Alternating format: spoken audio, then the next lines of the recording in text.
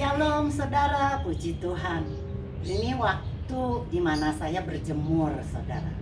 Dan karena keadaan tubuh saya memungkinkan saya boleh seger, maka saya menggunakan waktu yang ada dengan merekam. Saya berharap setiap khotbah saya, rekaman saya boleh memberkati Anda semua. Amin saudara. Saudara, ya masa sulit itu pasti ada. Mau tidak mau, suka atau tidak suka, setuju atau tidak setuju, saya percaya setiap kita pasti akan mengalami yang namanya masa sulit, saudara, dalam hidup kita. Kesulitan akan ada tanpa memandang itu, saudara, status kita, posisi kita, saudara, dan sebagainya. Artinya, setiap orang akan mempunyai, saudara, masa-masa sulit dalam hidup mereka. Entah itu orang kaya, orang miskin, tua muda, wanita pria, saudara. Ya, semuanya akan pernah mengalami masa-masa sulit. Kalau Anda tanya kepada saya, wow, saya bisa menjelaskan, menceritakan betapa banyak saya melalui masa-masa sulit saya, saudara. Ya, seperti sekarang kalau orang tanya, bagaimana saya bisa melewati masa-masa sulit saya? Karena sekarang saya masih menjalani kemoterapi ya untuk penyakit kanker saya. Tentunya saya akan berkata kalau saya berfokus kepada kesulitan, saya akan menjadi putus asa, saya mungkin akan depresi, saudara, stres, tertekan, menjadi sedih dan sebagainya. Kenapa? Kalau kita fokus dengan kesulitan, di mana kita tahu setiap orang yang menderita penyakit kanker itu biasanya menjalani kemoterapi, dan tidak semua orang bisa menghadapi atau tahan atau mau menjalani kemoterapi. Kenapa, saudara? Karena ada efek dari obat yang dimasukkan, cairan obat yang dimasukkan ke dalam tubuh itu punya efek yang nggak enak, saudara. Ya, entah itu kesemutan, entah itu mungkin saudara diare, entah itu saudara pusing, mual, muntah, lemes, lesu dan sebagainya. Ya, kalau kita fokus ke situ, kita tidak tahan. Saya tidak pernah mau terlalu lama dan fokus kepada masa-masa sulit saya, saudara. Kalau biasanya kita mikirkan itu, pasti kita akan menjadi tambah stres. Biasanya saya bersyukur dengan berkata, puji Tuhan, walaupun saya lesu, lemah, saudara, keadaan tubuh saya karena leukosit, trombosit, bahkan HB saya turun, saudara, sehingga saya perlu disuntik booster, saudara, untuk menaikkan semuanya itu, saudara, bukan satu kali tapi sampai kadang-kadang 2 kali, saudara, dan itu pasti menyebabkan tubuh saya ngilu karena obatnya menyebabkan tubuh itu tulang-tulang seperti ngilu dan sakit. Tapi saya berpikir, saudara, saya melihat ada begitu banyak orang yang lebih menderita dari saya. Teman saya punya suami menderita sakit kanker di tenggorokan, dan dia bercerita bagaimana, saudara, waktu dia menjalani kemo itu dia nggak bisa makan. Nggak usah makan, minum saja dia meneteskan air mata, menangis. Kenapa, saudara? Karena melihat suaminya nggak bisa menelan, nggak bisa minum karena di mulutnya, saudara, di dalam mulutnya itu ada sariawan, saudara, yang sangat-sangat besar, sehingga perihnya, sakitnya. Dia berkata, wow, nggak usah gue yang ngalamin, gue ngelihat suami gue aja kayak gitu, gue yang nangis. Wah, saudara, saya bukan mensyukuri saya rasakan penderitaan yang mereka alami, tapi saya berkata, Tuhan terima kasih, saya di tengah penderitaan saya yang sekarang masa sulit saya bersyukur saya tidak alami itu. Artinya begini, saudara, waktu kita mengalami masa sulit, janganlah kita berfokus pada kesulitan kita. Karena bila kita terus menerus fokus ke situ, kita akan mengalami tekanan dalam hidup kita. Tapi mulailah, saudara, melihat segi-segi yang baik dalam hidupmu yang Tuhan telah berikan. Amin, saudara. Makanya saya selalu tidak mau fokus dan memikirkan masa-masa sulit saya, tapi saya selalu mengucap syukur. Walaupun saya harus di kemo, saya bersyukur Tuhan menyiapkan saudara segala sesuatu. Menyiapkan dananya, saudara, menyiapkan para dokter, rumah sakit, menyiapkan segala sesuatu, bahkan orang-orang yang mensupport, keluarga, anak, yang selalu mendukung, yang selalu menanyakan dan memberi semangat kepada saya. Jadi saudara, itu pikiran kita tergantung kepada kita. Kesulitan tidak bisa kita hindari, tapi saudara, respon kita terhadap kesulitan bisa kita pilih. Amin. Dan saya selalu berkata kepada Anda, mari pilih respon yang baik. Pikiran kita harus selalu punya pikiran betapa Bapa kita itu adalah Bapa yang baik, saudara, yang tidak mungkin memberikan hukuman dan penyakit buat kita. Amin, saudara. Nah, saudara, kalau kita dalam masa sulit itu penting sekali memahami karakter atau sifat daripada Tuhan kita. Ya, sebab kalau tidak, kita tidak akan bisa menjalani ya bagaimana hidup ini, karena memang hidup ini penuh dengan tantangan. Dan saudara, ya ujian dan pencobaan itu ada perbedaannya, saudara. Ya kalau ujian memakai kata Inggrisnya trial, saudara, tapi pencobaan temptation. Nah, ujian ada dalam hidup kita bukan berarti Tuhan tidak ada. Hadiratnya tetap ada. Amin. Nggak peduli apapun situasi kondisi Anda, hadiratnya pasti dan selalu ada. Masalahnya saudara justru terletak pada kesadaran pikiran kita. Ya, waktu menghadapi masa-masa sulit itu, saudara, kesadaran kita akan hadiratnya, saudara, itu terletak kepada diri kita sendiri. Nah, saudara, banyak pandangan yang keliru tentang Tuhan waktu menghadapi ujian. Maka saya mau coba bagi hari ini 2 hal saja untuk kita ketahui akan karakter atau sifat Tuhan waktu kita menghadapi tantangan, menghadapi ujian, menghadapi masalah. Amin. Yang pertama, saudara, kita tidak pernah sendirian. Amin, saudara. Ibrani 13 ayat yang ke-5b-nya, saudara, dari terjemahan Indonesia Modern Bible, saudara, berkata begini. Sebab dia berfirman, aku sekali-kali tidak akan pernah membiarkan engkau, dan aku sekali-kali tidak akan pernah meninggalkan engkau. Tidak akan pernah. Saudara, dalam terjemahan bahasa Indonesia yang lainnya ini, saudara, yang tadi saya bacakan, itu penekanannya jelas sekali. Aku sekali-kali tidak akan pernah, dan aku tidak akan sekali-kali tidak akan pernah meninggalkan engkau. Tidak akan pernah. Amin, saudara. Ya, penekanan yang kuat, yang luar biasa, dikatakan bahwa Tuhan tidak akan pernah meninggalkan kita sendirian. Bahkan Ibrani 2 ayat 16 sampai ke 18 bunyi begini. Sebab sesungguhnya bukan malaikat yang ia kasihi, tetapi keturunan Abraham yang ia kasihani. Itulah sebabnya, maka dalam segala hal ia harus disamakan dengan saudara-saudaranya, supaya ia menjadi imam besar yang menaruh belas kasihan dan yang setia kepada Tuhan untuk mendamaikan dosa seluruh bangsa. Sebab oleh karena ia sendiri telah menderita karena pencobaan, maka ia dapat menolong mereka yang dicobai.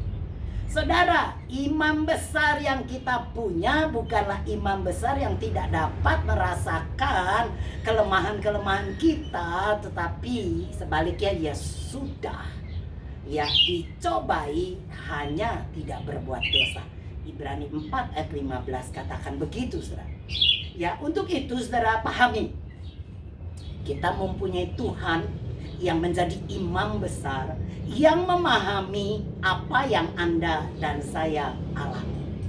Orang lain mungkin tidak tahu dengan benar situasi kita, situasi saat ini yang dimana kita lagi sedang mengalami masa-masa sulit. Mungkin orang tidak bisa, saudara, tahu benar dengan percis. Tetapi Yesus tahu percis. Kenapa? Karena dia pernah alami, saudara. Tuhan pernah alami, saudara, kesedihan, meneteskan air mata.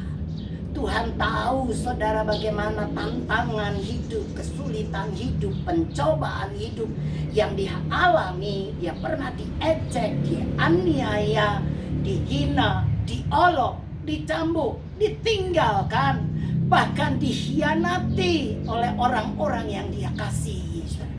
Apa yang tidak pernah Yesus rasakan? Semua yang kita rasakan di hidup kita, Yesus pernah alami, saudara. Ya, untuk itu, saudara, memampukan kita untuk kita tetap tinggal tenang, percaya, karena kita tahu Tuhan yang kita punya adalah Tuhan yang sangat memahami dan peduli akan kita. Amin, saudara. Perasaan senasib, perasaan sepenanggung, simpati, empati, compassion itu pasti akan ada bila orang pernah mengalami kesulitan hal-hal yang sama. Misalnya, karena saya banyak pergi ke rumah sakit berobat, saudara, maka saya banyak menjumpai sesama orang yang menderita sakit kanker. Gampang menemukan mereka, saudara. Lihat aja kalau rambutnya tidak ada seperti saya, pakai topi, wah saya tahu pasti ya perempuan, tentunya pasti dia menderita sakit kanker seperti kami. Dan saudara, ada empati, ada simpati, sehingga walaupun kami tidak kenal, tetapi kami sering ketemu. Artinya waktu ketemu kami memberikan kata-kata semangat, ngobrol sebentar, dan selalu diakhiri dengan kata semangat. Saya selalu juga berkata semangat. Itu menjadi seperti slogan, semboyan bagi kami para penderita penyakit kanker. Kenapa, saudara? Karena memang semangat itu dibutuhkan selain obat, selain, saudara, ya hal-hal yang dokter berikan. Tapi, saudara, semangat dalam hidup kita mengatasi kesulitan, semangat untuk berjuang melawan penyakit, tentunya mengharap dan terus berharap kepada mujizat, itu sangat penting. Amin, saudara. Jadi, saudara, kita percaya kita tidak pernah sendirian. Yesaya 41 ayat 10 bunyi begini. Janganlah takut sebab aku menyertai engkau. Janganlah bimbang sebab aku ini Tuhan. Aku akan meneguhkan, bahkan akan menolong engkau. Aku akan memegang engkau dengan tangan kananku yang membawa kemenangan. Jadi, saudara, dimanapun kita ada hari ini, di ujung perkawinan, di tantangan keuangan, atau masalah kesehatan, apapun, whatever, saudara, Tuhan bersama kita. Tak pernah dia tinggalkan kita sendirian. Bukan satu kali dia berjanji. Penekanannya, saudara, dalam Ibrani, saudara, yang tadi kita baca, tidak akan pernah dia tinggalkan. Amin, saudara. Semangat buat kita yang lagi mengalami kesulitan. Amin. Karena kita tahu kebenaran ini, kita tidak sendirian. Dan hal kedua, saudara, setiap ujian adalah kesempatan untuk melihat Yesus dan kasih Bapa, kasih karunia-Nya, saudara, dengan cara yang baru. Kita akan mengalami dalam dimensi yang baru. Diizinkan ujian, sulitan ada, bukan supaya ia dapat mengajarkan kepada kita kerendahan hati atau mengajarkan tentang pelajaran moral, bukan, saudara, ya, tetapi supaya kita disingkapkan dengan cara baru, mengalami kasih-Nya, saudara, dan tenang di dalam kasih-Nya.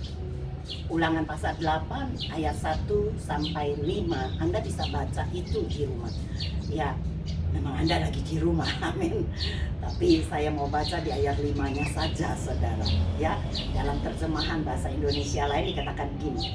Ingatlah bahwa Tuhan mengajari kamu seperti seorang ayah mengajari anak-anaknya. Saudara, perjalanan bangsa Israel menempuh saudara padang gurun adalah cara Tuhan memperlihatkan bagaimana ia mengajar bangsa Israel. Tetapi sayang sekali banyak pemahaman yang keliru dengan mengartikan pengajaran yang Yesus ajarkan, pengajaran yang Tuhan ajarkan itu bukan seperti yang Tuhan maksudkan. Mereka berkata pengajaran Tuhan itu saudara untuk mendisiplinkan, untuk mengubah kita menjadi rendah hati dan sebagainya saudara. Padahal pengajaran Tuhan jelas Tuhan tidak pernah menghukum atau membalas, karena Dia adalah Maha Kasih saudara. Amin. Dan kata yang digunakan untuk menggambarkan saudara bagaimana Tuhan mengajar saudara bukanlah penggambaran mencambuk, menghajar saudara, tetapi adalah menyelidiki secara mendalam untuk kepentingan memberi arahan atau melatih, mengajar atau mendidik. Itulah ya pengajaran yang Yesus maksudkan. Pelatihan Tuhan kepada kita adalah pelatihan seorang bapa kepada anak. Bukan seorang militer kepada bawahannya, bukan seorang panglima kepada bawahannya, bukan sebagai seorang hakim dan sebagainya. Tapi Anda harus pahami, Tuhan mengajarkan kita seperti seorang bapa yang mengajarkan anak-anaknya. Amin, saudara. Ibrani 12 ayat 5 sampai 10 saya bacakan ayat ini walaupun panjang saudara. Ya, tapi ini akan menjelaskan dari terjemahan Indonesia modern. Saudara berkata gini. Sudah lupakah kamu akan nasihatnya yang berbicara kepada kamu seperti kepada anak-anaknya? Hai anakku, jangan menganggap ringan didikan Tuhan. Dan janganlah tawar hati bila engkau ditegurnya. Sebab Tuhan melatih orang yang dikasihinya, dan Dia mendidik orang yang diakuinya sebagai anak. Amin. Tabahlah menanggung didikan, karena hal itu berarti Tuhan memperlakukan kamu sebagai anak. Adakah anak yang tidak dididik oleh ayahnya? Jika kamu bebas dari didikan yang harus diterima oleh setiap anak, maka kamu bukanlah anak yang sah, melainkan anak yang tidak sah. Selanjutnya, kita telah dididik oleh ayah jasmani kita, dan kita tetap menghormatinya. Bukankah kita harus lebih tunduk kepada Bapa segala roh yang daripadanya kita beroleh hidup? Untuk waktu yang singkat, mereka telah mendidik kita dengan apa yang mereka anggap baik. Tetapi Tuhan mendidik kita untuk kebaikan kita, sehingga kita beroleh bagian dalam kekudusannya. Kata didikan ini dari kata-kata paideo, saudara. Itu adalah pelatihan, pendidikan. Dan saudara, tidak ada seorang ayah yang mendidik, yang mengajar, menghajar, mencambuk anaknya, saudara, seperti seorang prajurit Romawi mencambuk Tuhan Yesus. Tidak ada. Seorang ayah yang benar, saudara, di dunia ini pasti akan mendidik anaknya, saudara, dengan cara yang benar. Amin, saudara. Nah, saudara, Tuhan tidak mendidik kita dengan cambukan, tapi Dia mengasuh kita untuk kebaikan kita, ya. Jadi Tuhan izinkan kita melewati ujian, kesulitan, saudara, dengan maksud, saudara, supaya kita, saudara, ya, mengenal kasih-Nya lebih dalam lagi, sehingga karakter kita, saudara, yang akan jadi penuh dengan kesabaran, menghasilkan buah-buah kebenaran, karena kita pernah melewati masa-masa sulit. Saya mungkin bisa bersaksi, di mana dulu saya punya sifat karakter, saudara, saya sudah katakan saya seperti laki-laki. Karena saya memang hidup, saudara, di antara keluarga kami 10 bersaudara. 7 diantaranya kakak-kakak laki-laki saya, dan 3 termasuk saya wanita.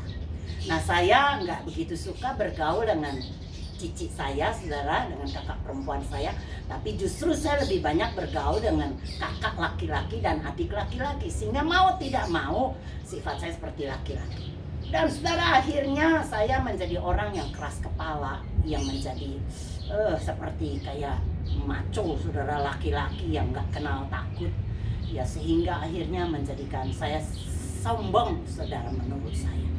Orang mungkin melihat saya galak, saudara, melihat saya disiplin, saudara, melihat saya ya apalagi dengan bacaan-bacaan buku zaman dulu, saudara, di mana saya suka dulu baca-baca buku silat, di mana seorang wanita juga tidak boleh meneteskan air mata dengan mudah.